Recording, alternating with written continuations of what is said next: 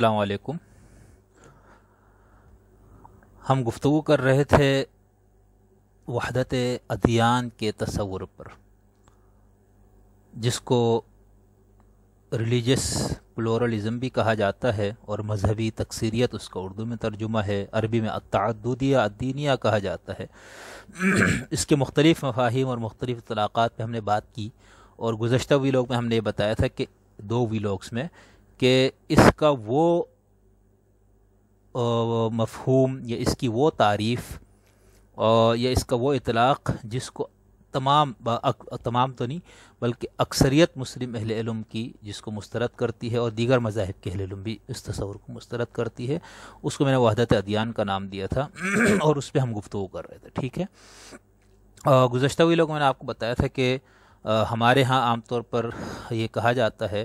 کہ وحدت ادیان کا یہ جو تصور ہے یہ مغرب سے آیا ہوا تصور ہے، اور اس حوالے سے ابھی تک تو میری نظر سے اردو میں کوئی تحریر یا کتاب تو نہیں گزری جس میں یہ دعویٰ کیا گیا ہو۔ ہمارے ہاں جو اس پہ تھوڑا بہت کام ہوا ہے وہ ہمارے یہاں کے تناظر میں ہی کام ہوا ہے، اور اس میں اکبر، برہم و سماج اور مولانا ابوالکلام آزاد، یہاں تک کہ مولانا عبداللہ سندھی وغیرہ، ان لوگوں کے حوالے سے گفتگو ہوئی ہے، یا صوفیاء کرام کے حوالے سے، جس میں اس تصور کے کو رد کرنے والوں نے اس کو رد کیا ہے، اس کی حمایت کرنے والوں نے اس کی حمایت کی ہے۔ لیکن خاص طور پر جو ہمارے عرب دنیا ہے وہاں کے اور ایران کے جو اہل علم ہے ان کا یہ خیال ہے کہ، اور انہوں نے اپنی کتابوں میں بہت شد و مت سے اس کا دعویٰ کیا ہے کہ یہ بالکل غیر اسلامی تصور ہے، اور اسلام کی سرزمین میں یہ کافی حد تک اجنبی ہے، اور اس تصور کا جو بانی ہے کہ تمام مذاہب ٹھیک ہے اور جس مذہب پہ آپ عمل کریں گے آپ نجات و سعادت کے مستحق ہو جائیں گے، تو ان اہل علم کا یہ خیال ہے کہ یہ جو تصور ہے یہ مغرب سے درآمد شدہ تصور ہے۔ اس حوالے سے جس شخص کا نام لیا جاتا ہے وہ ہے جان ہیک۔ ٹھیک ہے، ان کو یہ 1922 میں یہ پیدا ہوئے ہیں اور 2012 میں ان کا انتقال ہوا ہے۔ تو ہمارے یہاں پر ہندوستان میں جب اس تصور پہ بات ہوئی اور اس کو بہت گرو نانک تک آپ دیکھ لیجئے، تو اس وقت تو پھر یہ شخص تو نہیں تھے نا، ٹھیک ہے، لیکن بہرحال عرب دنیا کے اہل علم کا یہ بہت بڑا دعویٰ ہے، یا بہت اصرار کے ساتھ دعویٰ ہے بہت معذرت، کہ اس تصور کا جو بانی ہے یا جس نے یہ تصور پیش کیا ہے وہ جان ہیک ہے، اور یہ خالص مغرب سے درآمد شدہ تصور ہے، اور مسلمانوں میں یا اسلامی دنیا میں جن لوگوں نے اس کے اوپر بات کی یا جو اس کے اوپر گفتگو کر رہے ہیں وہ جو ہے سارے کے سارے ان کے تصور سے جو ہے وہ بہت زیادہ متاثر ہے۔ دیکھیں مثال کے طور پر ایک تو میں سعید فودا صاحب کا آگے بتاؤں گا، ایک اور کتاب ہے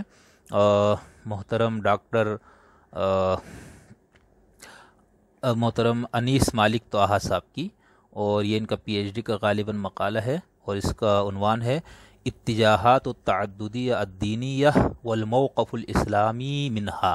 تو اس کے اندر انہوں نے بہت تفصیل کے ساتھ اس کا جائزہ لیا ہے، اور یہ بتایا ہے کہ یہ جو تصور ہے یہ مغرب سے درآمد شدہ ہے، اور جان ہیک اس کا بانی ہے، اور مسلمانوں میں سے جن لوگوں نے اس کو اٹھایا ہوا ہے یہ سراسر ان سے متاثر ہے، جان ہیک سے اور اس نوع کے دیگر لوگوں سے۔ تو ان کا یہ خیال ہے کہ یہ مغرب سے درآمد شدہ تصور۔ ہم اگلی جو ویلاگس ہے اس میں ہم بتائیں گے آپ کو کہ خود مسلم فکر میں، مسلم دنیا میں اور بڑے بڑے نام ہے اس میں جو اس تصور کے قائل ہے، اور کچھ وہ ہے جو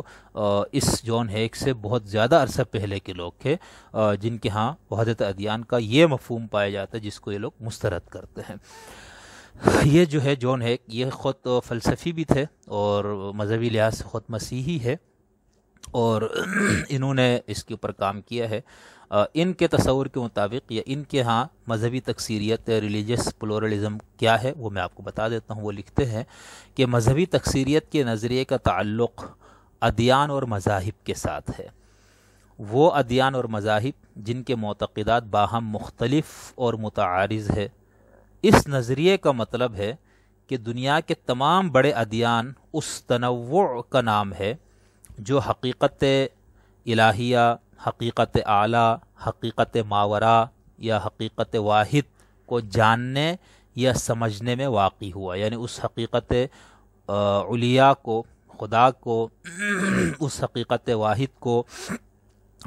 سمجھنے کے لیے انسانوں نے جو جدوجہد کی، جو کوشش کی، اس میں جو تنوع واقع ہوا ہے وہ کہتے ہیں کہ یہ ہے مطلب وحدت ادیان یا ریلیجس پلورلزم۔ اور پھر اس حقیقت سے متعلق انسان کے تصورات اور اس کے جوابات کا نام ریلیجس پلورلزم ہے۔ یعنی کہنا یہ چاہ رہے ہیں کہ ادیان اور مذاہب کا اختلاف حقیقت واحدہ کی تفہیم کے مظاہر ہیں، ٹھیک ہے، سب کی منزل، سب کا مقصود، سب کا قبلہ و کعبہ، سب جس نصب العین کی طرف روا دوا ہے وہ تو ایک ہے، باقی اس کو دیکھنے، اس کو سمجھنے، اس کی فہم حاصل کرنے کے اندر جو اختلاف ہوا ہے وہ ٹھیک ہے، وہ مظاہر کا اختلاف ہے، ٹھیک ہے، حقیقت کا کوئی اختلاف نہیں ہے۔ جوہر جو ہے وہ ایک ہے مذاہب کا، جس کو مذہبی تجربہ سے یہ موسوم کرتے ہیں۔ تو ان کے خیال کے مطابق سب مذاہب برابر ہیں، کسی کو کسی کے اوپر کوئی فضیلت حاصل نہیں ہے۔ ایک اور عرب دنیا کے اسکالر جو کہ اشعری اہل سنت ہے اور بڑا نام ہے جدید متکلمین میں، میری مراد ہے محترم ڈاکٹر سعید فودہ صاحب۔ ویسے تو ان کا خاندانی جو تعلق ہے وہ فلسطین سے ہے، مگر وہاں ان کے والدین نے وہاں سے ہجرت کی اور یہ اردن منتقل ان کا خاندان ہو گیا، اور اردن میں ڈاکٹر صاحب کی ولادت ہوتی ہے 1967 میں، اور پھر انہوں نے تعلیم وغیرہ حاصل کی، اور کئی ان کی کتابیں ہیں، کوئی 80 سے اوپر علم کلام پہ، منطق پہ، فلسفہ وغیرہ پر تنقید کی کتابیں، اور اسلام کے مختلف پہلوؤں پر۔ تو ان کا ایک پروگرام ہے یوٹیوب پہ جس کے اندر انہوں نے وحدت ادیان یا تعددیہ الدینیہ پہ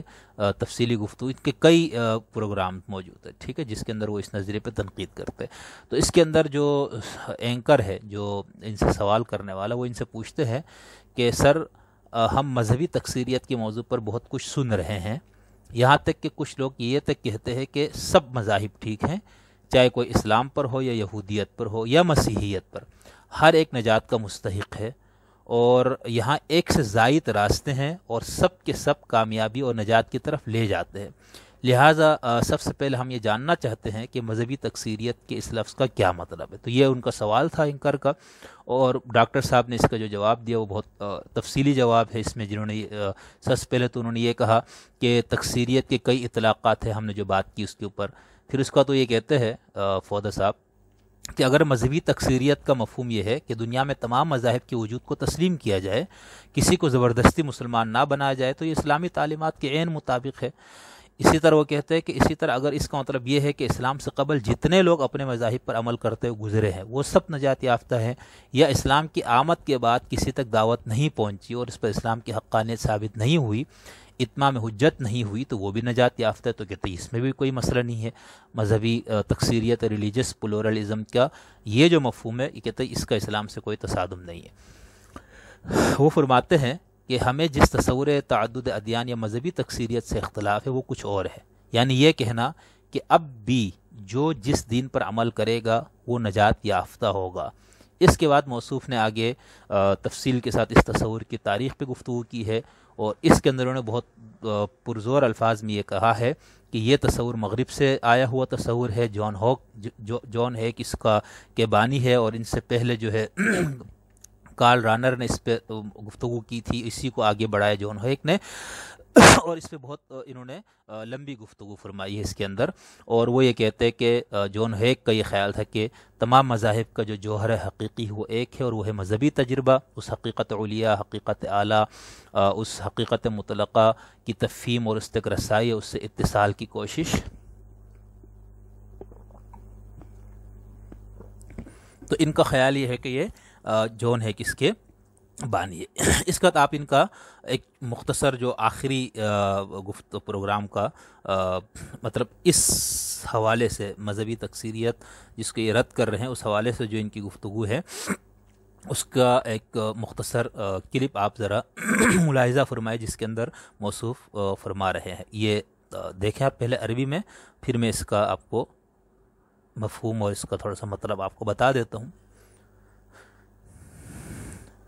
یہ اینکر سوال کر رہا ہے اور وہ کہتے ہیں کہ یعنی اینکر جو ہے وہ وضاحت طلب کرتے ہوئے یہ پوچھتا ہے یا کہتا ہے کہ آپ کا مطلب ہے مذہبی تکثیریت جب دوسروں کے وجود کو تسلیم کرنے اور سب کو اپنے اپنے مذہب پر عمل کرنے کی آزادی کی حد تک ہو تو ٹھیک ہے، یعنی یہ میں آپ کی بات سے یہ سمجھوں. تو ڈاکٹر صاحب جواب دیتے ہیں یہ ٹھیک، جبکہ یعنی اینکر ابھی بات کر رہے ہیں، جبکہ میرا نظریہ یہ ہے کہ میرا دین حق ہے دوسرا نہیں، تو اس میں کوئی مسئلہ نہیں. یعنی آپ کے خیال میں یہ تصور وحدت ریلیجیس پلورلزم کا کیا یہ ٹھیک ہے، اس میں کوئی اسلام سے یہ متصادم تو نہیں؟ تو وہ جواب دیتے جی جی بالکل، یعنی اس کے اندر یہ اسلام سے یہ جو تصور ہے ریلیجیس پلورلزم کا اس کا اسلام سے تصادم نہیں ہے. پھر اینکر پوچھتا ہے دوسرا مطلب یہ ہے کہ تمام مذاہب ٹھیک ہیں اور ہم ان کے نجات کے مستحق ہونے کا حکم لگائیں گے. تو یعنی آپ دوسری بات آپ نے یہ کہی، تو ڈاکٹر فودا صاحب فرماتے جی جی، اور ساتھ ہی یہ بھی کہ وہ تمام مذاہب حق پر ہونے میں برابر ہیں، چاہے وہ حق میں برابر ہوں یا متفاوت ہو، یعنی تمام ایک نتیجے پہ پہنچے ہوں یا مختلف نتائج پہ. اصل اہمیت اس کو ہے کہ ان میں سے ہر ایک کو اصل حق میں سے وہ حاصل ہے جو ان کو آخرت میں نجات دلائے گا. تو ڈاکٹر صاحب کہہ رہے ہیں کہ یہ جو تصور ہے وحدت ادیان کا، اس کو ہم مسترد کرتے ہیں اور ہم اس کو اسلام سے متصادم سمجھتے ہیں، اور ہمارا یہ خیال ہے کہ یہ جو تصور ہے یہ مغرب سے درآمد شدہ ہے. میں نے آپ کو بتایا کہ اس ویڈیو میں انہوں نے پیچھے تفصیل سے ان کا خیال جیسے کہ ہے کہ یہ مغرب سے آیا ہوا ہے اور اس کے بانی کون ہے، اور اس کے اوپر انہوں نے بہت کافی لمبی گفتگو کی ہے. تو چونکہ وقت کم ہے ورنہ میں آپ کو وہ بھی سنا دیتا اور اس کا ترجمہ اور اس کا خلاصہ بھی میں آپ کو بیان کر دیتا، پھر کبھی اس پہ گفتگو کریں گے. تو آج کی ویلوگ میں ہم نے وحدت ادیان کے اس تصور پر بات کی جس کو اکثر مسلم اہل علم نے مسترد کیا ہے. دیگر مذاہب کے اہل علم بھی اس کو مسترد کرتے ہیں، کیونکہ کل حزب بما لدیہم فرحون، ہر مذہب اپنے آپ کو سچائی کا واحد علمبردار سمجھتا ہے، اور ان کا خیال ہے کہ ٹھیک ہے دنیا میں تو ہم پھر بھی گزارا کریں گے، ایک دوسرے کو برداشت کر لیں گے، لیکن آخرت میں یا جب حساب و کتاب کو وقت آئے گا یا جب ہم خدا کی بارگاہ میں حاضر ہوں گے تو نجات و سعادت تو بھائی صرف ہمارے مذہب والوں کے حق میں ہے، حصے میں ہے. اور پھر میں نے آپ کو جیسے بتایا کہ ہر مذہب کے اندر جو مختلف مسالک ہے، میں آگے بہت آگے جا کے اور ڈیٹیل سے بات کروں گا، خاص طور پر وہ جو 73 فرقوں والی اور ہمارے ہاں عام عوام میں بھی مشہور ہے، اور کچھ اہل علم بلکہ بہت سارے علماء اس کو اسی مفہوم میں لیتے ہیں کہ بس ایک فرقہ ہے جو نجات یافتہ ہوگا، فرقہ ناجیہ ایک ہے، اور یہ شیعہ سنی دونوں کے اندر یہ پایا جاتا ہے. اور اس حدیث کے اور بھی مفاہیم ہے جس کو پر ہم ڈیٹیل سے بات کریں گے. خیر میں کہنا یہ چاہ رہا تھا کہ ہر مذہب والا اس تصور وحدت ادیان کو رد کرتا ہے. اکثریت تمام مذاہب میں موجود اکثریت اہل علم، ٹھیک ہے، ایک اقلیت ہے جو اس کو مانتی ہے، اس میں ہم آگے ڈیٹیل سے بات کریں گے. دوسرا ابھی تک جو ہم نے گفتگو کی اس میں یہ نظر آیا کہ عرب اہل علم کا خاص طور پر یہ دعویٰ ہے کہ وحدت ادیان کا یہ تصور جو ہے یہ مغرب سے درآمد شدہ ہے. تو کیا واقعتاً ایسا ہے؟ ہم اگلی ویلوگ میں کچھ مسلم اہل علم و دانش کے خیالات آپ کے سامنے پیش کریں گے. ان میں سے کچھ تو وہ ہے جو جان ہیک سے بہت پہلے کے ہیں، اور کچھ معاصر ہے، اور اہل تشیع کے ہاں بھی کچھ اہل علم اس کے قائل ہے، اور اہل سنت کے ہاں بھی. تو ہم آگے اس پہ تھوڑی سی تفصیل سے گفتگو کریں گے.